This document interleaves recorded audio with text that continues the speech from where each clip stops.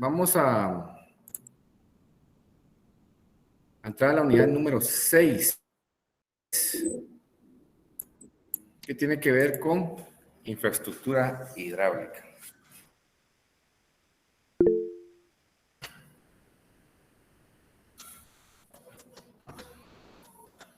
Vean cómo es de importante todo esto, porque cuando a uno le toca diseñar sistemas de riego, pues tiene que también pensar de dónde va a obtener el agua, ¿verdad?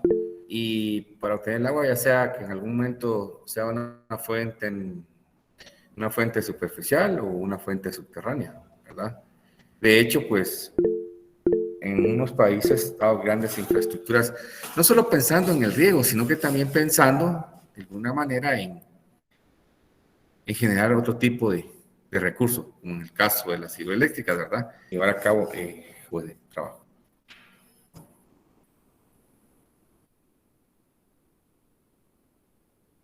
Vamos a ver este video que dice acueductos romanos. Para irlos metiendo un poco en contexto, ¿verdad? De lo que representa la importancia de estos trabajos. Por favor, ustedes me van confirmando.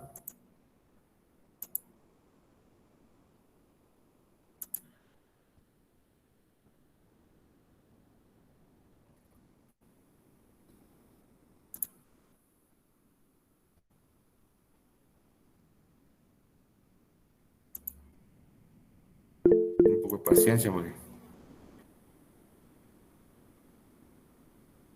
tenemos algo lento el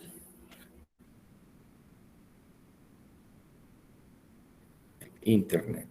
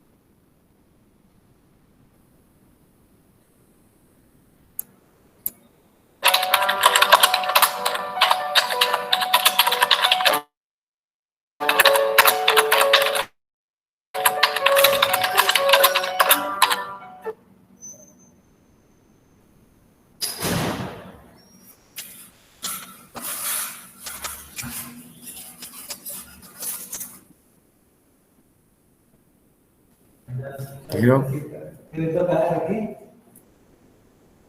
estoy dando sistemas de riego. Creo que Jorge, sí.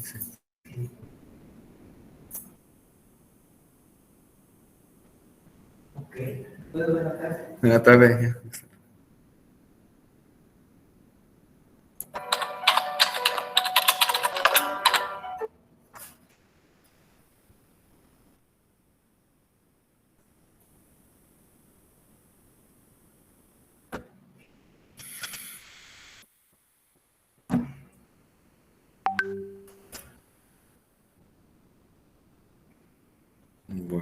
creo que vamos a tener que dejar esto para otro día, porque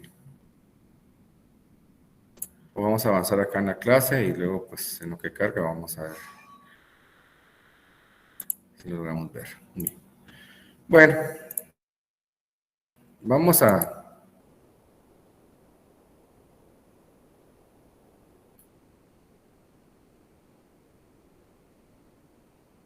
platicar un poquito sobre las obras hidráulicas. Esto sí me escuchan y ven mi pantalla.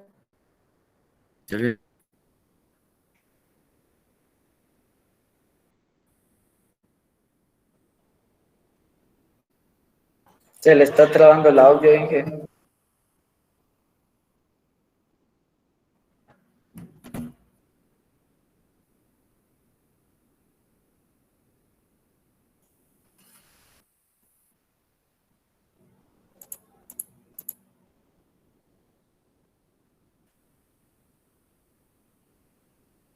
Vamos a cerrar esto. Cerremos un par de ventanas entonces. Voy a cerrar el WhatsApp también. Y ustedes me confirman si sí, igual. Sí, se escucha interrumpido el audio.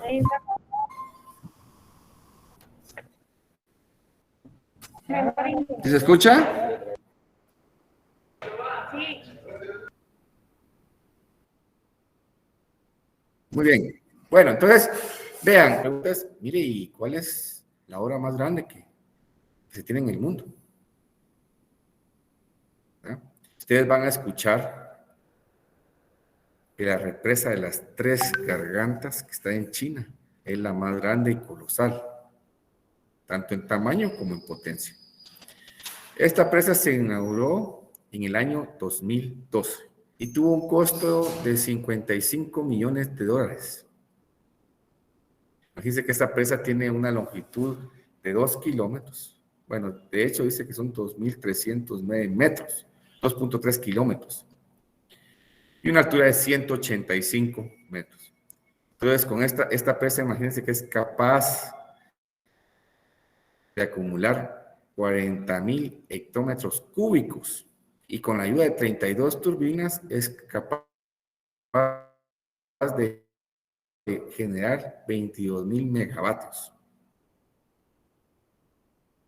Entonces, esta es una de las presas más potentes del mundo. Claro, hay cosas que quieres, pero hay otras cosas que no. Mucha gente que vivía alrededor de esta presa,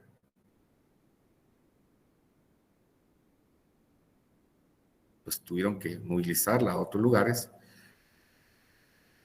lo que a ellos pues no les pareció muy bien, porque ellos ya tenían lugares. Ellos argumentan que cuando los movieron, pues el lugar donde están ahora, pues realmente encontraron muchas condiciones que no les eran favorables. ¿Verdad? Y es el caso de la cuenca del río Coyolate. Pues este río es uno de los más grandes que tiene Guatemala. En época de invierno era un poco complicado porque se desbordaba, más cuando se daba la entrada de una tormenta tropical, de un huracán, se complicaba todo eso porque habían desbordamientos fuertes, golpeaba muy fuerte a las comunidades que se encontraban alrededor del río y también a las empresas que estaban ahí. Golpeaba a la industria de azúcar, a la industria del banano, a la industria de la palma africana. Con muchos esfuerzos, tanto del gobierno como de la iniciativa privada y de la sociedad propiamente que vivía ahí, pues se construyeron unas obras para el control de inundaciones. Pero ¿qué pasaba en verano?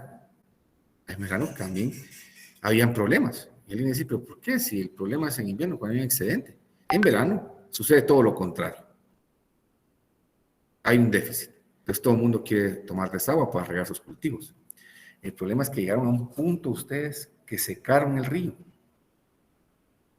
Ustedes se meten a Google y buscan que este río tiene una longitud bastante extensa, ¿verdad? y que llegó un momento que no entregaba nada de agua al mar. Complicado. ¿Por qué? Porque toda la flora y la fauna se vio afectada. Entonces, si pensamos en obras hidráulicas, pues seguramente pensemos en hacer un buen muro de alta envergadura y afectar otro tipo de, sí, de componentes que son importantes para la sociedad. Entonces, cuando uno habla de pues piensa en captación. Esas obras de captación son obras civiles o equipos electromecánicos que se utilizan para reunir y disponer adecuadamente, ya sea del agua superficial o subterránea. Claro, estas van a variar en dimensiones, en características, y eso va a depender, ¿sí?, de la naturaleza de la fuente de abastecimiento, su localización y magnitud.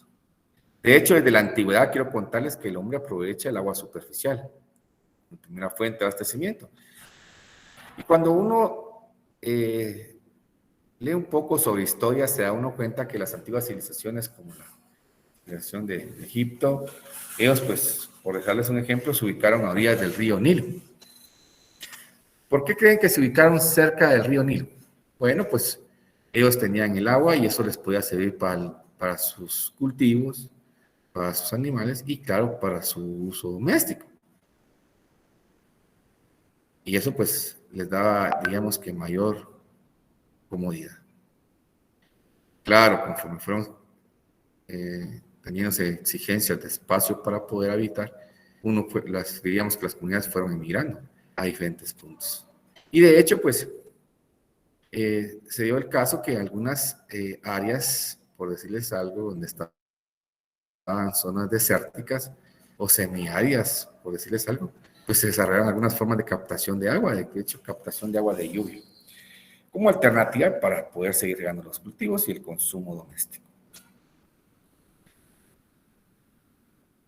Entonces, lo primero que se le ocurrió a las civilizaciones fue, captemos agua de lluvia, el agua pluvial. De hecho, a nivel nacional, hay varios estudios, en un momento, pues, nos dan ejemplos de cómo se lleva la captación de agua de lluvia. ¿Por qué? Porque en el invierno toda esa agua que cae se puede guardar, se puede aprovechar en una época estiaje. Por darles un ejemplo de este tipo de obras, pues podemos remontarnos al desierto de Negev, en Israel y Jordania. Ahí se han descubierto algunos sistemas de captación de hace 2000 años antes de Cristo, imagínense. Entonces ellos lo que hacían es que dejaban limpias algunas áreas y las usaban como zonas de captación, y cuando el agua ideaba la precipitación, pues toda el agua escurría hacia un punto de interés. Claro, o sea, otros lo dirigían directamente a sus cultivos. Y si hablamos un poco de nuestras raíces, pues también mayas, ¿verdad? 1000 años antes de Cristo, 1600 años de Cristo, pues desarrollaron tecnología. Ustedes van a escuchar que en Petén se habla mucho de los chultunes, que era un sistema de captación y almacenamiento de agua pluvial. Claro, ahí sí que construían como un espacio limpio para poder tener un desnivel y luego captarla a un punto central donde había como un recipiente que ellos trabajaban. Voy a mostrar más adelante una imagen sobre eso. Era factible observar eso porque realmente como eran zonas kársticas bastante sólidas, pues daba chance de trabajar este tipo de estructuras.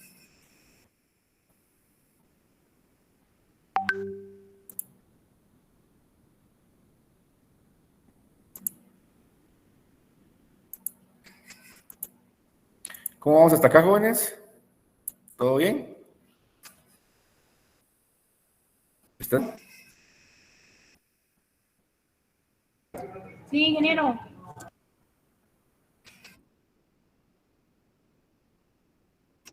Muy bien. Gracias, muy amable. Entonces, alguien me pregunta, mire, ¿cómo era ese chultún o chultunes de Nacbé? Bueno, en Petén hay. Imagínense que las personas lo que hacían era que cerca de sus viviendas, pues construían, digamos, estos espacios en donde desviaban, por ejemplo, pequeños canales y al momento de que se daba una precipitación, pues estos canales conducían esa agua escorrentía y la dirigían al centro de un área descubierta. Pero ¿qué había en ese centro? ¿Sí? Era como una especie de depósito. Y esto era algo que nuestra cultura maya hacía. De hecho, aquí hay una foto tomada desde adentro. Vean ustedes. Entonces, ellos guardaban esa agua y como esta es una zona kárstica, pues no se perdía tan fácil por infiltración. Claro, los judíos, los israelitas. Si ustedes se meten a YouTube, busquen la historia de la ciudad de Masada y se van a dar cuenta que en ese desierto, donde no crece nada, donde hay una gran colina o montaña que podríamos llamarle, pues en la cima está esa ciudad, construida por el famoso rey Herodes. ¿Alguien ha escuchado de Herodes? Pregunto, ¿alguien ha escuchado de Herodes? Ninguno, muchacho. No, Vamos a Inge. leer un poquito más sobre esos temas, ¿verdad? Pero el punto es, él, pues, fue un personaje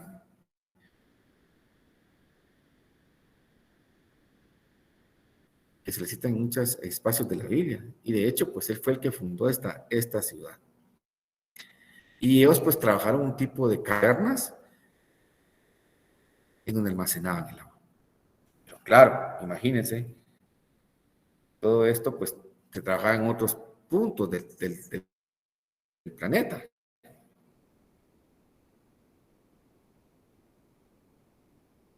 Y esto era acá en América, ¿verdad? En donde podíamos observar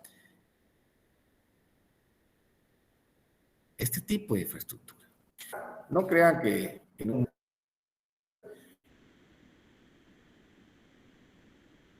De hecho, en la romana, imagínense en esa gran civilización, en diferentes estratos sociales. Y por ejemplo, aquellas clases que tenían una estructura, unas que se les conocía el nombre de domus.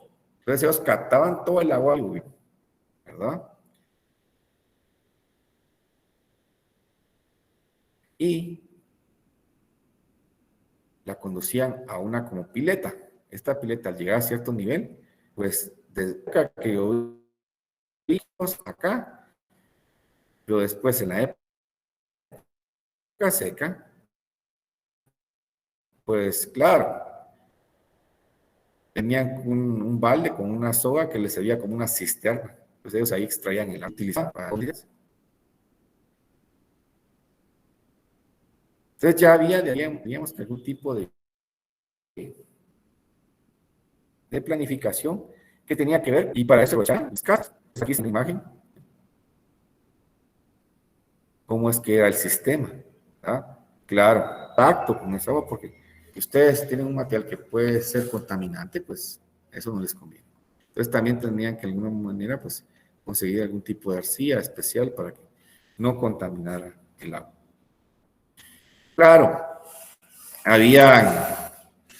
habían edificaciones más grandes en esa ciudad de Roma. ¿Verdad? En Pompeya se logra apreciar en un momento un tipo de obra en donde todas las aguas que se captaban caían en el centro de la instalación. Y estas aguas, pues, servían para darle un recinto de bienestar a esos grandes emperadores, ¿verdad? Donde ellos, pues, venían acá y en un momento, pues, se daban un baño, tomaban esa agua, etcétera, ¿verdad? Construidos con grandes estructuras. ¿Verdad? Entonces, imagínense, esas zonas que son tan complicadas, pues, tener agua era un lujo. Alguien me preguntó la vez pasada, mire, ¿en Guatemala tenemos escasez de agua? Sí. ¿Significa que hay más demanda que oferta? No. Entonces me dijo, ¿cómo así? Se está contradiciendo. Vean pues, nosotros tenemos dos estaciones, la época seca y la época de invierno. En la época de invierno, ustedes analizan la precipitación, se van a dar cuenta que tenemos precipitaciones muy altas. Y si uno hace el balance de esa agua que en algún momento tenemos a nivel superficial y a nivel subterráneo, es mucho más alto el volumen que lo que demandamos. Pero el asunto está que cuando nosotros estamos en invierno no hay necesidad del agua. Es verano, hay necesidad. Entonces, ¿qué significa? Que tenemos un excedente en invierno y ese excedente, pues no lo guardamos, sino que lo dejamos irse al mar, en los ríos. Entonces, cuando necesitamos en verano, no lo tenemos. Eso es como lo que les platicaba a sus compañeros. Si una vez cuando empezó, fíjense ahí donde están todos esos hoteles, ¿verdad? De alto renombre que están pegados al aeropuerto, en la zona 13. Pues al principio habían 2, 3 hoteles y claro, pues ellos por la demanda de agua que necesitaban, empezaron a perforar sus pozos. Imagínense que llegaron a unos 200 pies, 300 pies. Ahí succionaban el agua y la llevaban a todas las instalaciones que ellos necesitaban. Pero entonces, ¿qué pasó con esa zona? Empezaron a ponerse más hoteles. Y cuando llegaron más hoteles, todos empezaron a construir sus pozos. Y claro, como llegó otro tipo de negocios, se empezó a cubrir toda el área con obra gris. Mala planificación. Imagínense, si hay un invierno donde hay precipitaciones y se encuentra el área cubierta de obra gris, ¿qué pasa con toda esa agua que cae? No infiltra, se pierde, se va a otro lado, no infiltra, no alimenta el manto freático. Entonces todo el mundo tenía sus pozos y de repente el nivel freático empezó a bajar, como cuando uno se toma un refresco con una pajilla. Al principio, cuando el vaso está lleno, succionamos y todo está bien. Pero conforme vamos consumiendo el líquido y ese nivel va bajando, hay que hacer un poco más de esfuerzo para succionar. Pues empezó a pasar lo mismo con este lugar. De hecho, en la Escuela de Ingeniería Sanitaria se trataba de ese tema, ¿verdad? Entonces, ¿qué se puede hacer? La primera alternativa que encontraron los dueños de esos grandes hoteles fue, bueno, perforemos más, a 400, a 500 pies. Pero no podemos estar perforando cada vez más. Hay que pensar en otro tipo de alternativa que nos ayude a recargar el manto freático. Por eso que habían muchos ingenieros civiles que decían, es que la zona 10 es una zona que parece una tabla de chupetero. Ustedes no sé si han visto esas famosas tablas de chupetero que algunas personas en algún momento trabajan para las ferias de nuestros lugares donde vivimos. Aquí hay gran tabla, están aquellos dulces, ¿verdad? Que van colocados en toda una tabla, ¿verdad? Y la tabla está llena de agujeros, pero algo así parecía la zona 10, todo el mundo tenía su pozo, ¿verdad? Entonces ahí ya existe un mal manejo. Claro, hablamos de los romanos. ¿Pero dónde dejan ustedes a los árabes? Los árabes desarrollaron sistemas que les llamaron aljibes.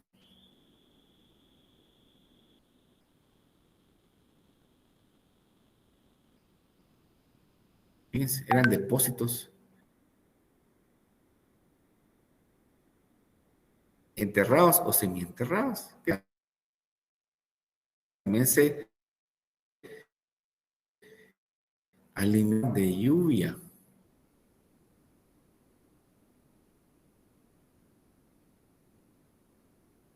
Se construían. Y claro, pues este tipo de depósitos en algún momento eran destinados para alimentar ciudades o para satisfacer la necesidad de aquellas estructuras donde estaban los gobernantes de más alta alcurnia, ¿no?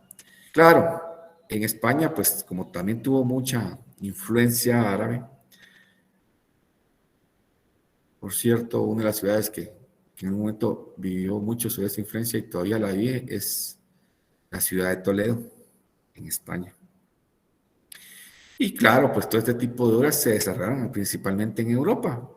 Se citan algunos ejemplos, por ejemplo, en Cáceres, Almería, Granada, algún día, si alguno de ustedes tiene la oportunidad de estudiar en alguna universidad de España, pues seguramente va a tener la oportunidad de ese tipo de obras, ¿verdad? Entonces, los aljibes, pues también, aparte de suplir una necesidad, también eran considerados como infraestructura. En algún momento solo la tenían aquellas personas, como les decía, muy poderosas. Hasta el punto que este es un aljibe árabe. Y alguien me puede decir, pero mire, ingeniero, es bastante grande. Y semienterrado, excelente. Se trabajaban estas grandes obras que alcanzaban niveles hasta de 2 metros, imagínense. 2 metros.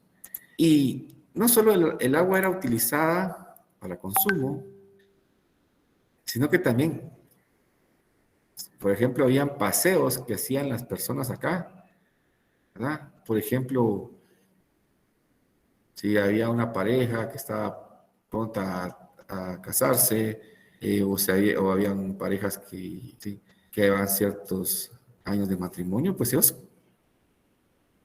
paseaban por acá, imagínense. Era también como un área considerada con fines turísticos, con fines de distracción.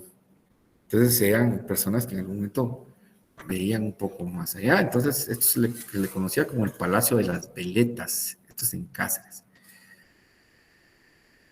Pero si ustedes observan la arquitectura, eran áreas muy bien construidas. Imagínense ese tipo de arcos, columnas, donde se construían en aguas. Era bastante interesante, ¿verdad? Claro, sí. Existen, aparte de esas horas de captación, otras horas que tienen que ver con la conducción. Y podían ser que se abastecieran de agua de lluvia, pero en otros casos también habían manantiales. Y esos manantiales es el agua que surge de la superficie y que también en algún momento abastecían este tipo de infraestructuras. En otros casos podían ser algunos ríos, algunos arroyos que también podían abastecer a esta infraestructura. Claro, había que estar midiendo durante el invierno o durante la época seca. Entonces, pues, fueron muy importantes esos famosos balances hídricos, porque teníamos la dinámica de cómo variaba el caudal a través del tiempo y también cómo en algún momento podía variar la demanda. Y todo está en función también al crecimiento poblacional. Es como cuando uno construye un sistema de abastecimiento de agua potable, hay que tener muy en cuenta la dinámica del crecimiento poblacional. Antes, pues no había una cuota establecida para cada persona, pero ahora ya existe una cuota, ¿sí?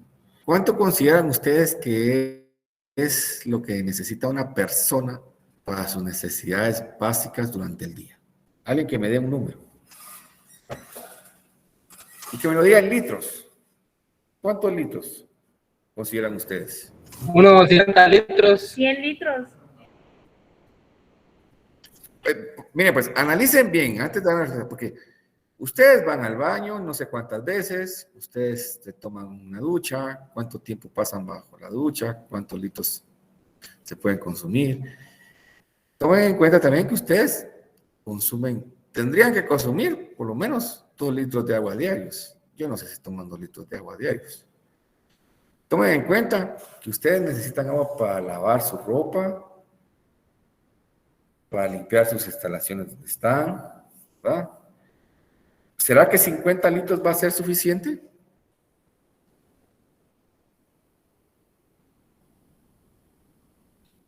No, Inge. Hay que ahorrar. Yo sé que hay que ahorrar, pero ¿cuántos litros?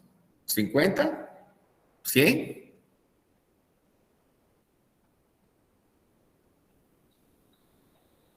¿Alguien que tenga un número en mente?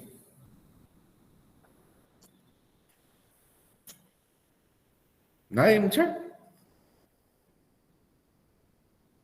120. A ver, ¿por qué 120? ¿Lo googleaste?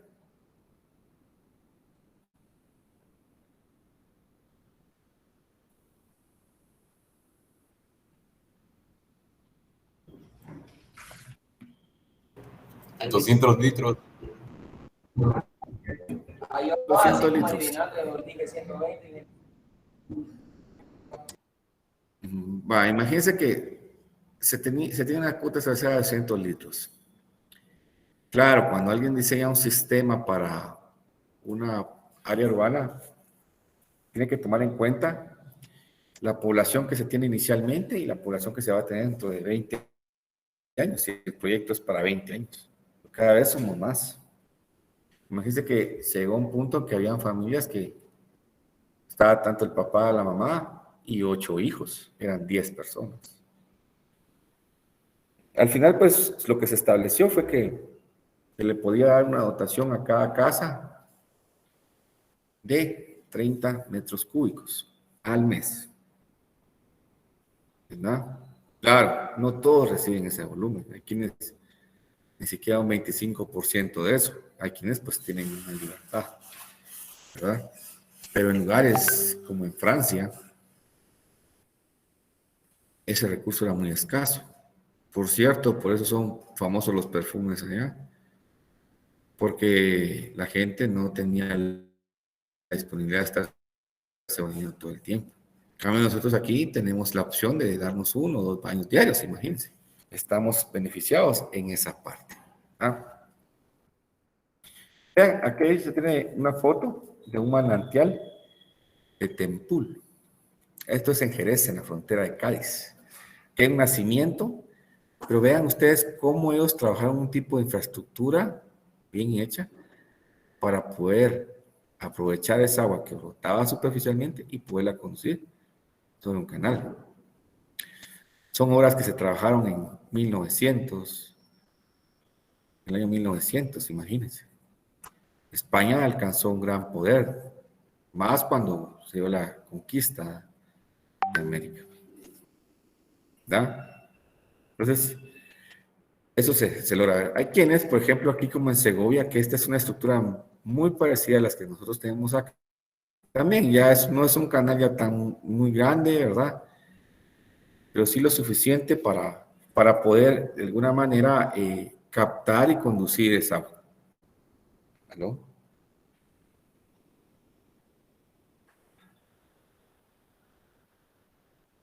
Puedo estar aquí hasta las 4. Hasta las 3, 3:30, fijo. Sí, aquí voy a estar en una. Sí.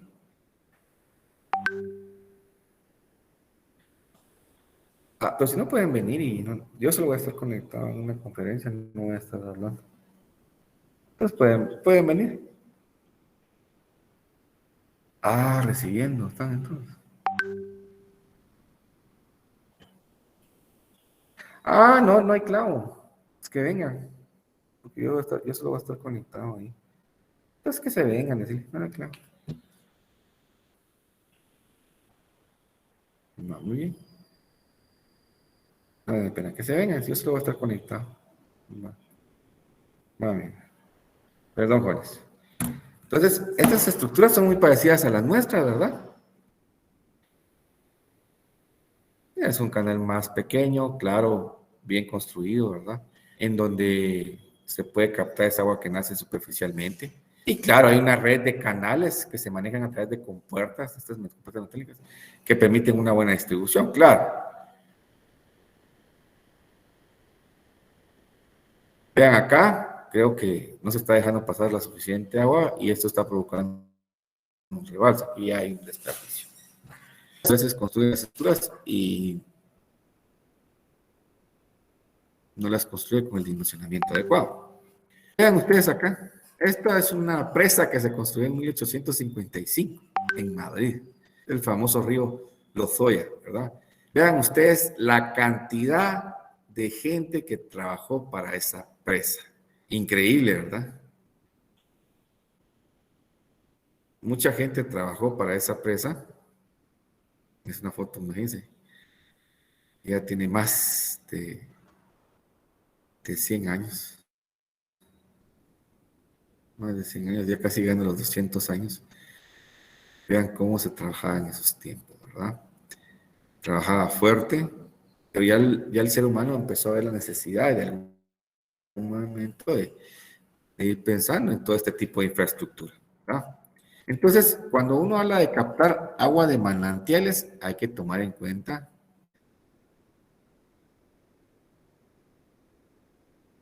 dónde está su localización. Ustedes en algún momento tienen la oportunidad de ver los manantiales que tenemos en algunas comunidades. Ustedes se van a dar cuenta que pues la gente ya en algún momento identificó esos puntos donde más agua brota. Y de hecho, esos nacimientos son de propiedad pública.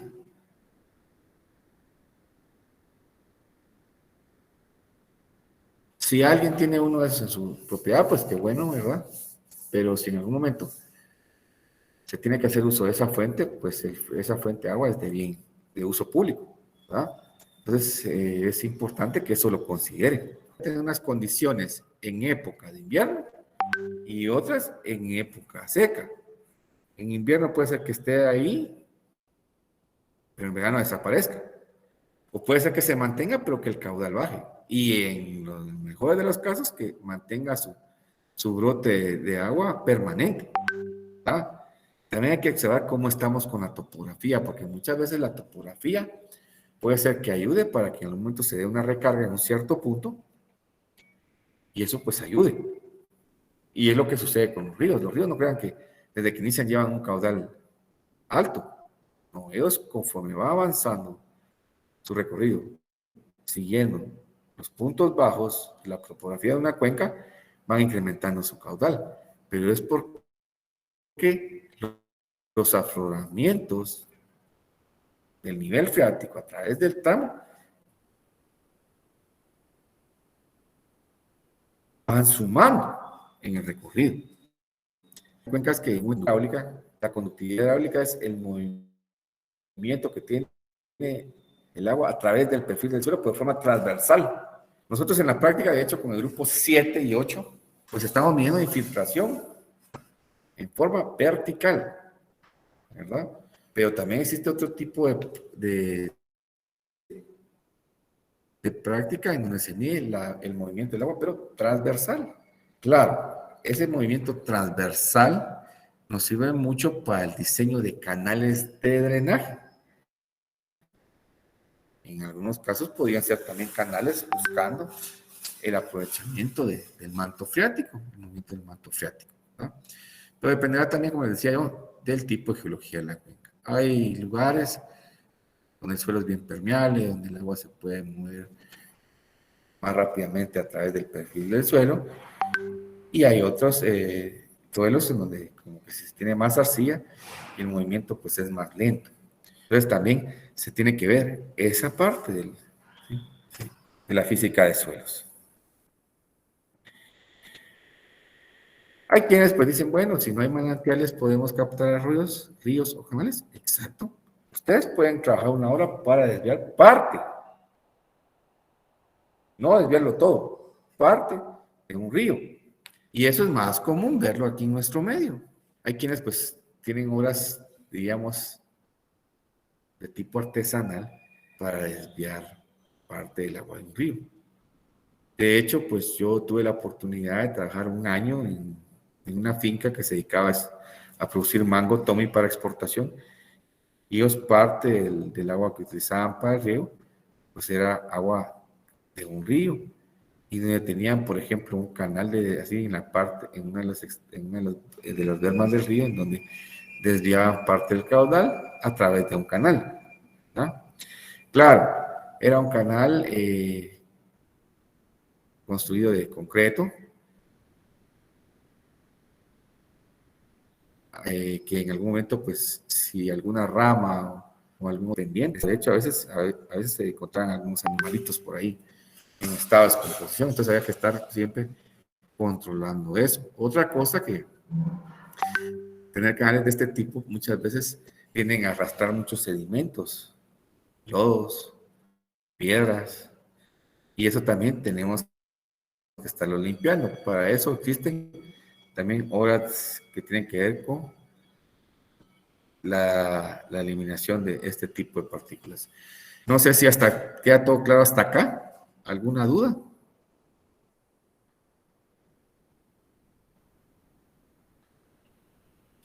No, Inge. ¿Están por ahí, jóvenes? Muy bien. Quiero darles las gracias por estar pendientes y primero Dios,